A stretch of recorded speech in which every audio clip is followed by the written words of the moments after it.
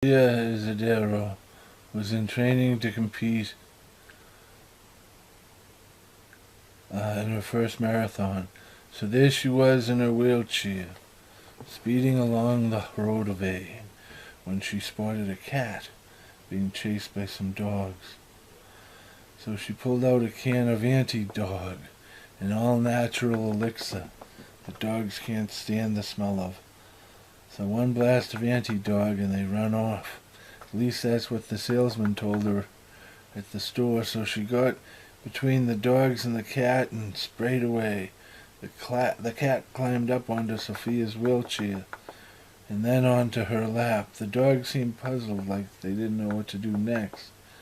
Just then a car drove by, so they took off chasing that, while Sophia and the cat made their escape. "Thank you very much for the rescue," said the cat. "What?" said Sophia, looking puzzled. "Are you talking to me?" "No," said the cat, "I'm thinking at you." "I am sorry," said the cat. "Let me introduce myself. I am Captain Zip-Zip-Zip of the Interplanetary Alliance at your service. I crash-landed on your planet. There was only minor damage to my ship, but I'm stuck here unless I can collect some energy crystals for my engine." "Some what?" asked Sophia. "Well, some rocks produced by the metamorphism of limestone." "Oh, you mean marble?" "Yes, how did you know that?" "My mum's an artist, and we have a whole pile of broken marble in the backyard. Now that her project is finished, she was wondering just the other day how she was going to get rid of it all. She was afraid that she was going to have to pay someone to cart it all away. So it's all yours if you want it." "What? No charge?" "No, no charge. Thank you," he said. "But would you mind," Sophia continued, "if I just called you Captain Whiskers instead of all that stuff you said?" "Sure," said Captain Whiskers. "Would be fine. Thank you. Would it be more than how much the wheelchair weighs? Because that is how much I will need." "Oh, yeah, sure, easily," said Sophia, "a lot more." So Sophia and Captain Whiskers returned to Sophia's house, and after she had served him a saucer of milk, Captain Whiskers stood upon the pile of broken marble, and a light encircled both of them, and they were gone. Later that day, Sophia heard something in the backyard, so she raced out, and there she saw a spaceship in her backyard. Wow! The ship's door opened, and a human walked out. "Hi, Sophia. I'm Captain Whiskers." "But you're human," said Sophia. "Well, not exactly human, but pretty close." "How come?" "Why, well, the cat was the first being from this planet that stumbled upon my ship.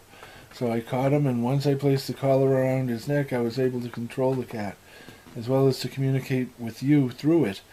I know you said that I could have the energy crystals free of charge, but they are so valuable. I hope you will let me give you this gift as my thank you," he said, as a motorized wheelchair rolled out of the ship. "This is an alien environmental exploration unit. We call it SAW, because it is a sea, air, and water class type vehicle. Sophia, in exchange for a full tank of fuel, I am giving you a new ride. I recharged it with some of the marble you gave me, so it should last you a considerable amount of time before you'll have to refuel it by adding marble to it here." He lifted a little lid, and Sophia said, "Oh, I see. Compared to what I'm driving," he said, "this is a very fragile and flimsy vehicle, but it is light years ahead of what you're driving." Sophia's eyes lit up. "Oh, it's wonderful," she said. "You don't know the half of it," said Captain Whiskers. "It is quite something. It can fly, and it has body armor, a shield that can protect you." Oh my God," said Sophia. "Oh, that move. There it goes. Very strange. Oh, gosh, now I lost my place. Thank you. When I crash land on your planet..." I hate how this jumps around. "When I crash landed on your planet, I knew that your planet was under the protection of the Alliance." "The what?" "Well, any planet within this part of space that the Alliance deems too primitive to be offered membership into the Alliance, they are protected by the Alliance from exploitation by anyone, even me. It's the law. So if the ship believes that I have exploited your planet, then it would have to report me, not only to the Alliance, but also to my father. So that is why my gift must outweigh your gift. Because in an emergency, it is allowed under something called fair exchange. We are allowed to take what we need to repair our ship and leave, as long as it has been done as a fair exchange.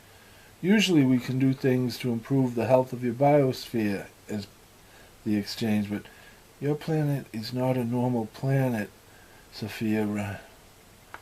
We have never discovered another planet with an iron core that also has a biosphere. I mean, that combination, it makes it unique in all of the known universe. That is why I circled your planet until I was completely out of fuel, because I was hoping that a scientific survey team might have been observing your world from afar and they could have rescued me.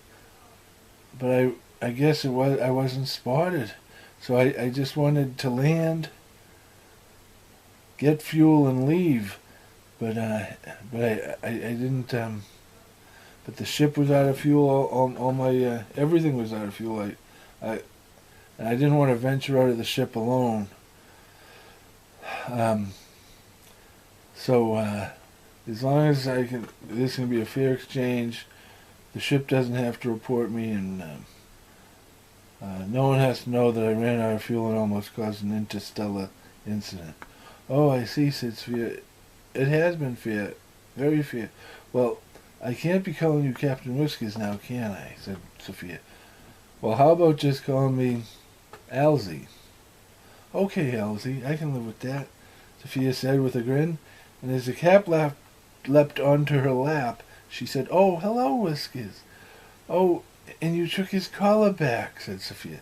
Yes, I did, said Elsie. That was just for a temporary emergency. Now she's just a cat on her own. Oh, what is going to become of Captain Whiskers? Asked Sophia. Well, I was hoping that you might give her a good home.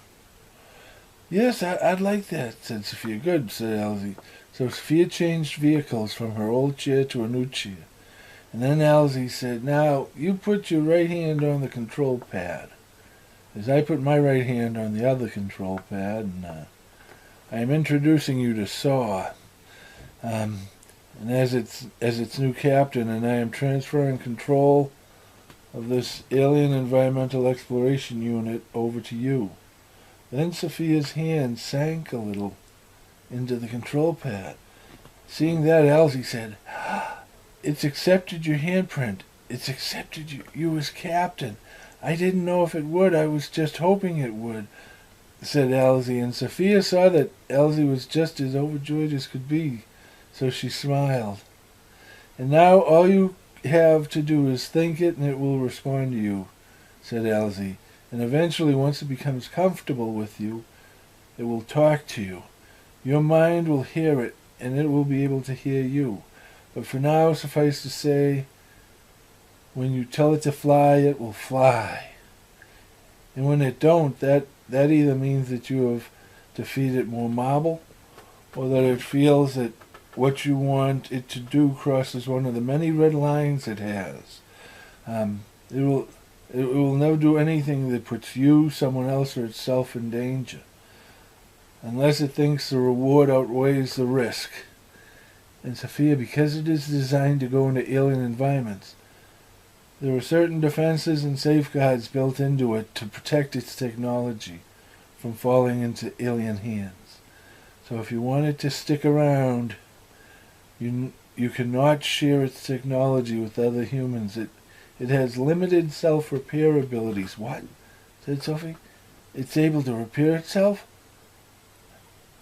Elle said, yes, and once it learns your physique, it can repair anything that happens to you after that. A broken arm, a cut, simple stuff like that. So I can heal you almost immediately. bigger stuff, well, that takes a while. Oh, said Sophia. So be honest with it and never lie to it. Respect it, treat it like an equal, and it will do the same, okay? Okay, I will, said Sophia. Then Elsie thanked her and went back on board his ship and flew up off to the sky and disappeared. Will I ever see you again? Yelled Sophie, but there was no reply. The first thing Sophie did was to ask Saw to fly her and Captain Whiskers into the sea and to take them exploring. Woo! They saw many beautiful things, and one of them was a blue stone. No sooner had she wished that she could take it home with her than a tractor beam from her chair picked it up and brought it to Saw, and it fell onto Sophia's lap. Thank you, she said to Saw, as they continued on exploring the sea. That night Sophia fell asleep, and for the first time ever, her dreams could not compete with the day she had just had. Over the next few days, Sophia was very busy indeed, from rescuing cats from trees by using Saw's tractor beams to catch and lower the cat to safety, to rescuing people from burning houses the same way, and even of preventing a bridge from collapsing until all of the people could get off of it by holding it up with Saw's tractor beams until everyone was safe. For fun, Sophia would skip from cloud to cloud, and people started calling this mysterious flying girl Dancing Cloud. She liked that name very much.